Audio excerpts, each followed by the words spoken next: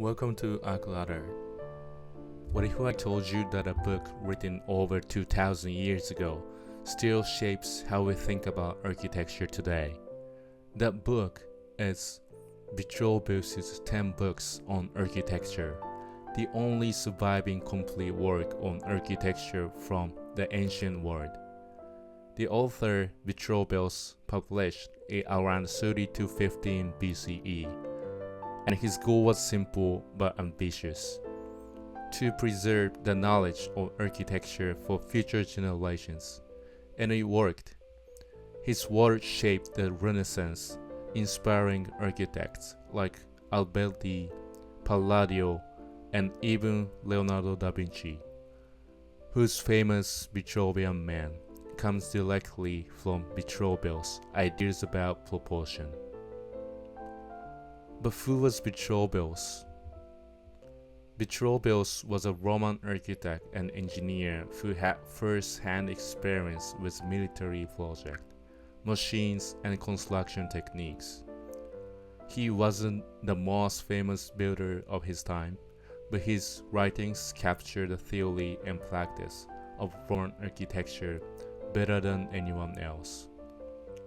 His philosophy can be summed up in 3 words: strength, utility, and beauty. For Vitruvius, good architecture must be solid, useful, and pleasing to the eye. These principles are still repeated in architecture schools today. Now we know who Vitruvius was and why he wrote this book.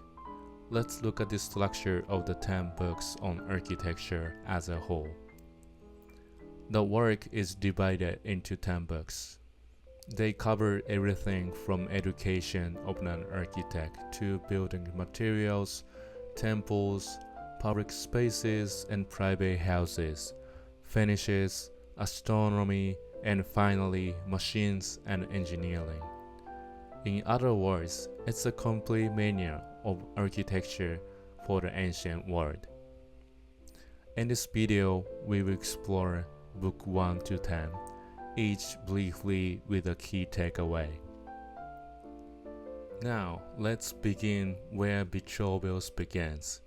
Book 1, The Principle of Architecture. The first book lays a foundation. What is architecture and what makes a good architect? Vitruvius insists that an architect should be more than a builder. He should be a universal thinker, educated in geometry, history, philosophy, music, medicine, even astronomy. And why? Because architecture touches every part of human life. To design well, an architect must understand how people live, how the body works, and how buildings fit into nature. Vitruvius also introduces his famous ideas of symmetry and proportion. Just as a human body has natural balance, buildings should be designed with harmony and order. Finally, Book 1 talks about city planning, where to place cities, how to orient them to the sun and the wind, and how climate affects the health. In other words, architecture isn't only about buildings, it begins with the environment around them. So this is a key takeaway. In Vitruvius' eyes, an architect is not just a craftsman, he's a scholar, scientist, and a philosopher, someone who unites knowledge to shape the built world. Book 2, Building Materials. After theory, Vitruvius turns to something very practical: materials. Book 2 is all about where building materials come from and how to use them wisely. He describes bricks, stone, sand, lime, wood, and even layer materials. What's striking is how carefully he observed their properties. How some stones crumble in damp weather, or how different woods react to climate. Vitruvius also emphasizes something we call sustainability today. Use local materials suited to your environment, for example. Don't import heavy stone if you have durable timber nearby. Good architecture, he argues, respects both nature and the resources. So this is a key takeaway. The strength and longevity of architecture begin with careful choice of materials. Book 3. Temples and Proportions. Book 3 shifts from materials to temples, the sacred heart of Roman cities. Here Vitruvius explains how temples should be designed, focusing on the three Greek classical orders, Doric, Ionic, and Corinthian. But the most famous part of this book is his theory of human proportions. He argues that just as the human body is harmonious, with the face, arms, and legs balanced proportion, architecture too should reflect the harmony. A temple, like a body, must have symmetry. This idea inspired Leonardo da Vinci the famous drawing, The Vitruvius Man, placing the human figure inside a circle and a square. This is a key takeaway. For Vitruvius, beauty in architecture comes from mirroring the natural proportion of the human body. Book 4. Refinement of Temples. Book 4 continues with temples, but now goes into finer detail. Vitruvius expands on the proportions of different temple types and introduces Italic and Tuscan temples, showing how Romans adapted Greek traditions to their own culture. He explains how to achieve visual balance, even correcting for optical illusions. For example, slightly curving the column or adjusting spacing so that the human eye perceives it as perfectly straight. This is a key takeaway. Architecture is never just mathematics. It's about how humans perceive space and beauty. Book 5. Public Buildings. Book 5 moves from temples to the architecture of civic life, theaters, forums, baths, and harbors. Vitruvius gives remarkable detail on theaters, especially their acoustics. He describes how sound traveled in waves and how bronze resonating vessels could be placed in a setting to amplify and purify the voice of the actors. Imagine a kind of ancient sound system designed through pure observation. He also describes Roman baths with their clever heating systems and harbors that supported trade and empire. This is a key takeaway. Architecture doesn't just serve religion or individuals. It shapes public life, entertainment, and community. We look at the book 1 to 5, from the education of an architect to the design of temples and theaters. Now we will dive into the second half, books 6 to 10. Here Vitruvius takes us into homes, aqueducts, astronomy, and even Roman machines of the world. So let's jump onto the book 6.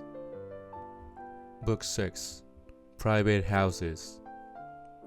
Book 6 turns inward to domestic architecture. Vitruvius explains how to design houses suited to different climates, regions, and cultures.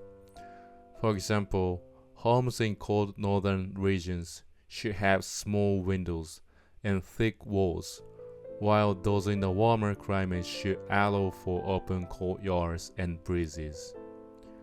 He also discusses symmetry in house design, room arrangements, and the importance of orientation for comfort. This is a key takeaway. Good architecture adapts to climate and culture. One size never fits all. Book 7. Finishes and Interior Design. Book 7 looks at finishes, things we often take for granted, like plastering, painting, pavements, and decoration. Vitruvius describes how colors were prepared, how walls should be plastered to the last, and even criticizes the painters of his time for straying from natural representation. It's a reminder that architecture isn't just about structure. The interior finish and ornament also shape how people experience a space. This is a key takeaway. Details and finishes bring life to architecture, connecting structure to human experience. Book 8. Water and Aqueducts. Book 8 is one of the most technical and fascinating parts. It's all about water. Vitruvius explains how to locate fresh water, test its quality, and build aqueducts. He describes wells, cisterns, and even the lead versus clay pipes debate. Nothing that lead may be harmful while clay is safer, a surprisingly modern concern. So this book shows how Roman civilization thrived on water engineering, with aqueducts that still amaze us today. So this is a key takeaway. Civilization itself depends on managing natural resources, especially water. Book 9. Astronomy and the Time. Book 9 might surprise you.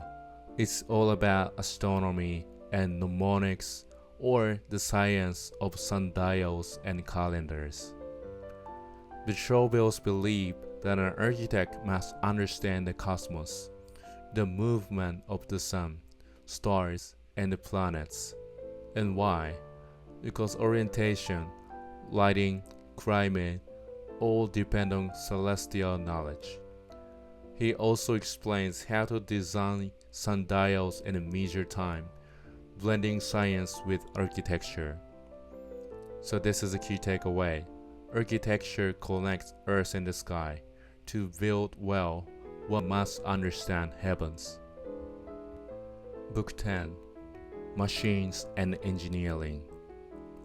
Finally, Book 10 is devoted to machines, cranes, hoists, pumps, and even war machines like catapults and siege engines.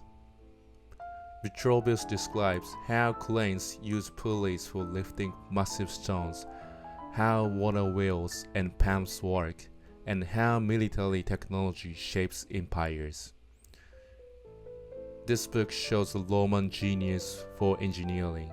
Architecture wasn't just temples and houses, but the machinery that built and defended them.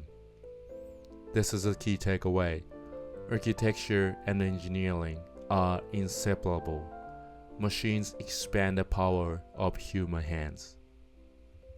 So, what do we learn from all of the 10 books? Vitruvius gives us a complete vision of architecture, from philosophy to materials, from temples to homes, from water system to machine of the world. He reminds us that architecture is not a narrow craft, but a universal discipline, connecting science, art, technology, and nature. And perhaps his most lasting lesson is this: good architecture must balance strength, utility, and beauty, a principle as accurate today as it was 2,000 years ago. Thanks for watching this video. We've reviewed 10 books on architecture by Vitruvius, and hope you will have the opportunity to read the actual text and learn more about it. And still, we're just halfway up the ladder of knowledge of all of the architecture, art, and design. If you enjoyed this video, don't forget to like, subscribe, and share your thoughts and below.